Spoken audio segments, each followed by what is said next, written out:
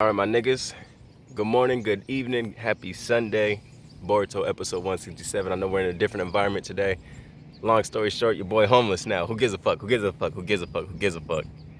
That's for another channel. That's for another fucking story. As for right now, point number one. And like I said, and how I do before, I do these points sequentially based on the episode and how it rolled out, so it's in that particular order. So, for example, point one would be something on the first thing happened in the episode. Excuse my rambling. I'm a little bit dehydrated. Had to go on a hike. There's wild cows, wild flowers. We out here in these streets. Okay, so for point one, my niggas, off the rip, we get Mitsuki holding the team, making their escape. And this had me thinking, all right, so is Boruto Sarda, will they wake up and see my nigga? Will they wake up and see the Sage Mode? And of course not. Of course they didn't. And it kind of, also I'm glad they threw this part in because it reminded me a little bit more how the last episode ended, with all this. I kind of forgot how I remember it was hype, but sometimes you need a little bit of a recap type shit. God damn, I'm hearing shit. My bad. As for part two, they brought back the random doctor, that the bad one. I was gonna say the bad bitch. They brought her back, and it was a cool little thing they did because when we were first introduced to her, how she was like this mad scientist, only Mujino knew who the fuck she was. She seemed a bit random, but it was a cool way to just bring her back and increase her importance, increase her role. I don't know if she will in the future again, but further down the line, Sakura seemed to acknowledge her skill and shit like that. And it also seems as if they're continuing that relationship that her and Mitsuki had. She was very intrigued with the nigga. His low pain tolerance, it seemed like, and also he had just that strange ass body. As for point three, Mitsuki collapses. So this just shows how bad he was damaged by everybody and shit. Well, by Deepa especially. At first I thought he banged into the door on some gangster shit. I thought he was busting in and shit, trying to fuck around and just demand some service. But the motherfucker just collapsed, leaves a huge crater in the ground. And then from there on, point four, Konohamaru and Mujino, they're holding both Sarada and Boruto on their backs as they get into the Leaf Village, which had me thinking that maybe they had some type of cloned version or substitution version of Boruto and Sarada, and they were going to bring him in as another threat on accident. But it was just like a very fast time skip, which I kind of was like a little bit off about until I realized, okay, they're establishing how weak Mitsuki was. He was so weak he can't make it back to the village, and they're kind of, I think, showing you the distance it was. It's like, it's too far for him to get to. As for point five, I was thinking, because everyone seems like they're in it's a very serious episode. Like point five, they get to the hospital or shit. Sarada's, doing her healing and shit. And it had me thinking, okay, well, this caused Naruto, Sakura, all their parents to, start putting their children in more simpler missions just because they damn near fucking died this last time around. And I didn't even realize, watching it, you're like, all right, finally these motherfuckers got their ass whooped. But this episode kind of established how serious their wounds was, how fucking psychologically twisted they became and shit. Not twisted, but defeated. And this kind of had me thinking, okay, as parents, will they start easing up on them, or what the fuck's gonna happen next? There's gonna be a lot more weak ass filler type shit. Point six, Naruto came through, and then this is where he switched it up on me. He came through and he had the strong spirits, bro. He was telling Konohamaru keep his head up and shit. This ain't your fault. Telling Sakura everything's gonna be cool. He was just out there just cheerful. He came in very serious. His very first scene when he walks in, I'm like, oh shit, my nigga Naruto. This nigga huffing and puffing, running as fast as he can to get there. I don't even know what. Couldn't he just, I don't know. Who cares? But at first I thought shit was crazy. With point seven, they say that Mitsuki is under Orochimaru's care. Now, as soon as they said the name Orochimaru, I got hyped. If anybody knows me, they know that's my nigga. That's God, nigga. Orochimaru's God. Very under fucking rated, bruh. I feel like as we get further down the line in the Boruto storyline, we're gonna realize a lot of Orochimaru's science and a lot of his research has been way before its time, man. I think some of the shit that's happening right now in this little generation, he was doing back then, back in arcs that we didn't even get to see. More like backstory type shit in the Naruto Shippuden type days. As far as with Orochimaru, man, there's a scene where he's talking to fuck, what the fuck is Mitsuki's brother's name? I can't even think of his fucking name. They barely say it. Log. They're talking to Log and shit, and Log's like, "Hey, you're concerned for Mitsuki, aren't you?" Orochimaru is concerned. He's just trying to be too cool and shit. He's trying to play it off as if Mitsuki's just a very valuable fucking experiment, as these bitch ass niggas trying to make their way towards me. I hate motherfuckers, man. Like, niggas don't ever come this way, dog. Motherfuckers. Let me try to pause this for y'all. False alarm, dog. False alarm. I thought these motherfuckers was gonna fuck with me and shit. As for point 8, it's exposed that Mitsuki needs all new organs. He was that fucking damaged that he needs so much, like, he needs so much fucking work.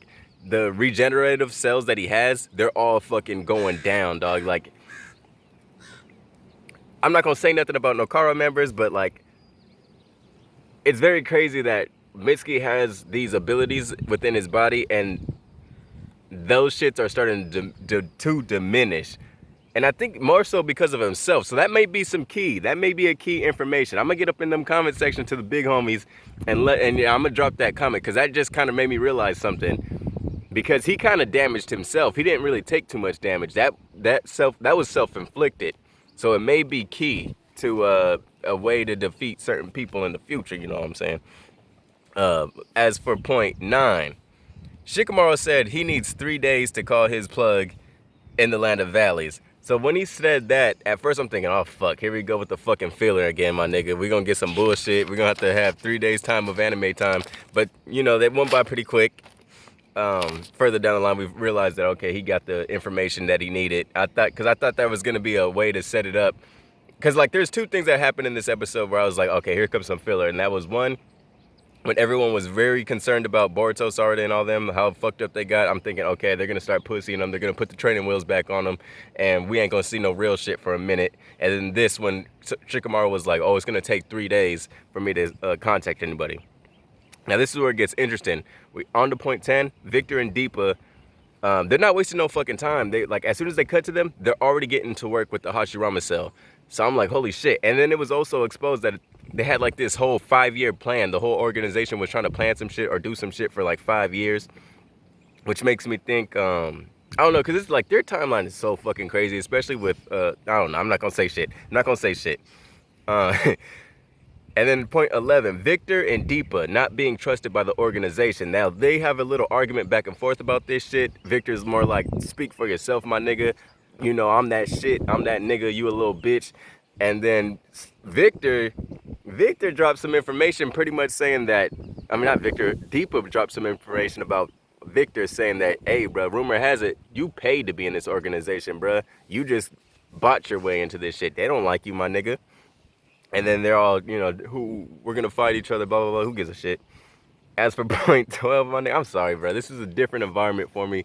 Like I said, we're under new circumstances. We got natural environment. Next time I'm going to film this shit in the van, dog. That way we're a little bit more controlled. I'm a little bit worried about who's going to pull up on me and type shit, but who gives a fuck? Point 12, we get to Sarada. They say that her left eye has taken some damage and it could be serious. Now, I'm thinking to myself at this point in the episode, like, oh shit, is she gonna be like an eye patch wearing motherfucker? Is she gonna, like, what's gonna happen? Because, you know, her eyes are very special to her whole character. Her eyes are her whole fucking character. It's part of her fucking bloodline, the Uchiha and their fucking Sharingan. So to hear that one of her eyes could be seriously damaged, it was kind of like, okay, well, what's gonna happen? And it made me think of a possibility of Ninja Tech. Will they enhance her eye for Ninja Tech? And they also have those fucking Uchiha clones and shit that no one's fucking talking about, hanging out with fucking Kabuto. Will they, like, donate an eye to her type shit? Will she get a Mangekyo Sharingan because her fucking regular eye? But she can't even she can't hold that shit down, dog. She can't handle that shit. We seen what she did to her own regular Sharingan. So Mangekyo, she'll probably fucking die. Point 13, Boruto and Sarada in wheelchairs talking to each other. And they pretty much sum it up like, fuck, man. You used your Sharingan. It wasn't enough. I used my Rasengan. It wasn't enough. Those are our special moves. When we use those against our classmates, when we use those in the past missions, when we use those any other fucking time, we came across our enemies victorious. This time around, bruh, we fucking almost died. And they're just like sitting there like, what the fuck? You know who they look like? Remember when Tupac got shot and he was in that wheelchair and shit? And he was like, fuck everybody. He was spitting on niggas and shit. That's what, those niggas look like young Tupac. Like, well, Tupac was young, but they reminded me of Tupac. Point 14. Metal Lee comes through. Like, so everyone's going to come to visit him. I see Metal Lee, I get hyped. Because I fuck with Guy Sensei, I fuck with Rock Lee. And this has me, like Metal Lee, when his balls drop, when he gets his confidence, when he becomes a real shinobi, when he starts throwing them motherfucking hands, and you know he's gonna have some jutsu, like some ninjutsu, because of the tech. So he's gonna have crazy ass taijutsu and tech. He's gonna be the shit. But when his balls drop, that's when he's gonna come through. Point 15, access to the land of valleys. We get it. It didn't take no filler episodes to come through. We just straight up got it, and I'm proud of that. Point 16, Konohamaru's dangerous mission. And Taylor informs Mujino about a shadow of death following one of his close friends. That sets up some crazy shit coming into the next arc, which I think will finally get into some manga canon. And it was a cool little scene, though. It was like different lighting. Mujino's walking around. It's all night. It looked like some Neo Tokyo type shit. And, you know, he's looking at a turtle, and this woman pops out and says, hey, bruh, watch out for your homies, pretty much. As we get into point number 17, Sara Dazai, they pretty much say, oh, yeah, it's good thing it's okay. She puts her fucking glasses back on. Everything's all normal. A little bit of a letdown, because they had some time to get some drama in with that, or just create something to make it, you know, crazier. As for point 18, so Sarada and Boruto run off. And everyone's thinking, oh, they're going to quit being shinobi. They're not going to, you know, want to fight no more. They're going to run away. I'm thinking, okay, maybe they're training with each other secretly.